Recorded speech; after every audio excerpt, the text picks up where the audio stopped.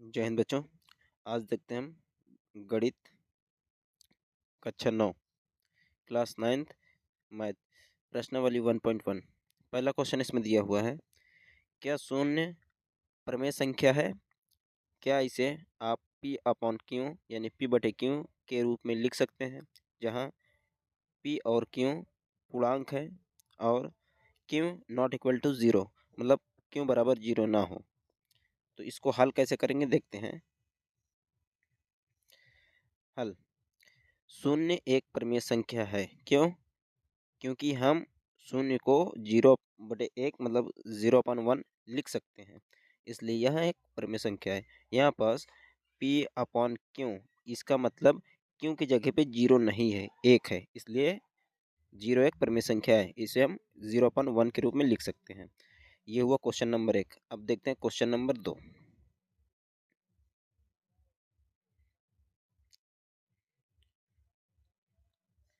Question number यहाँ 2 है। Question number 2, 3 और 4 के बीच में 6 प्रमेय संख्या ज्ञात कीजिए। 3 और 4 के बीच में 6 प्रमेय संख्या ज्ञात कीजिए। तो जो 3 है और 4 है, जब 6 प्रमेय संख्या कहे तो एक बढ़ा के अंश और हर में गुणा कर देंगे। जैसे जैसे यहाँ पर 3 दिया हुआ है, तो 3 में 6 प्रमेय संख्या पूछे, इसलिए 7 से 6 और एक 7 से ऊपर नीचे गुणा कर देंगे तो 3 7 21 और 7 का नाम 7, 21/7 हो जाएगा। तो 4 में भी कर देंगे, 7 चौक 28 और 7 का नाम 7। यहाँ पास हो गया 21/7 और यहाँ हो गया 28/7। अब आगे देखते हैं, ये होता इसके बीच में पूछा है ना, तो क्या करेंगे। यहाँ पास 3 और 4 के बीच में कौन कौन सी परिमेय संख्या आ जाएगी।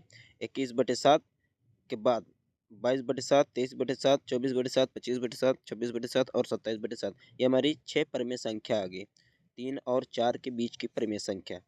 और नोट कुछ है, नोट पॉइंट में देखते हैं। नोट क्या है, यदि 6 परिमेय संख्या पूछे तो 7 से अंश और हर में गुणा कर देते हैं, तो हमारा परिमेय संख्या निकल आएगा। अब देखते हैं क्वेश्चन नंबर 3। यहाँ पर हम क्वेश्चन नंबर 3 देखते हैं। क्वेश्चन नंबर 3 है 3/5 और 4/5 के बीच 5 परिमेय संख्या ज्ञात कीजिए। तो इसमें भी जब 5 पूछा है तो एक बढ़ा के गुणा कर देंगे अंश और हर में। 5 पूछा है तो 6 से अंश और हर में गुणा कर देंगे। 6 3 18 और 6 5 30, यहाँ 30 18/30 हो गया। और इसमें भी 6 से ऊपर नीचे गुणा कर देंगे, 6 चौका 24 और 6 5 30, 24/30 हो गया। अब इनके बीच में 5 परिमेय संख्या ज्ञात करेंगे। तो इनके बीच में 5 कौन कौन सी हो जाएगी। 18/30 के बाद 19/30, 20/30, 21/30, 22/30 और 23/30। ये हमारी 5 परिमेय संख्या आ गई। किसके बीच में? 3/5 और 4/5 के बीच की 5 परिमेय संख्या यही होगी।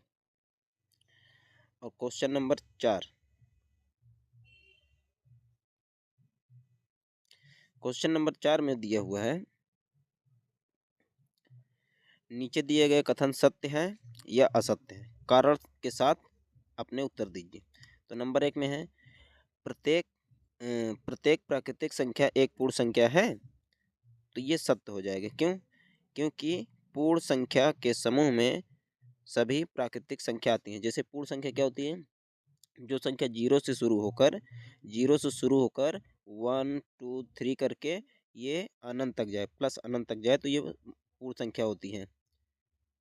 और प्राकृतिक संख्या जो संख्या 1 से शुरू होकर अनंत तक जाए, 1 से शुरू होकर प्लस अनंत तक जाए, इसे प्राकृतिक संख्या कहेंगे।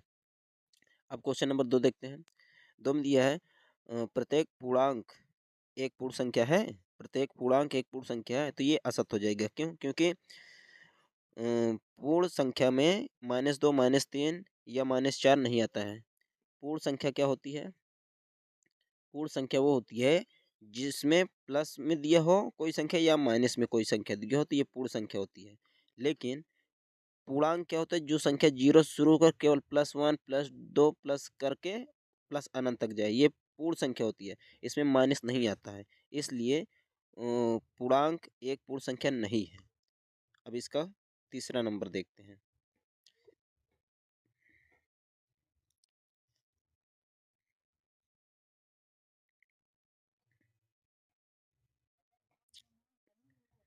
इसमें तीसरा तीसरा क्वेश्चन दिया हुआ है, प्रत्येक परिमेय संख्या एक पूर्ण संख्या होती है। पूछा हुआ है प्रत्येक परिमेय संख्या एक पूर्ण संख्या होती है, ये भी असत्य होगा। क्यों? क्योंकि पूर्ण संख्या में 4/5, 1/2 या 7/3 नहीं आता है। मतलब कोई भी संख्या बटे के रूप में नहीं होती है, पूर्ण संख्या में कोई भी बटे के रूप में नहीं होती है, इस वजह से ये भी असत्य होगा। परिमेय संख्या वही होता है जो बटे के रूप में हो, यानी P/Q के रूप में दिया हो।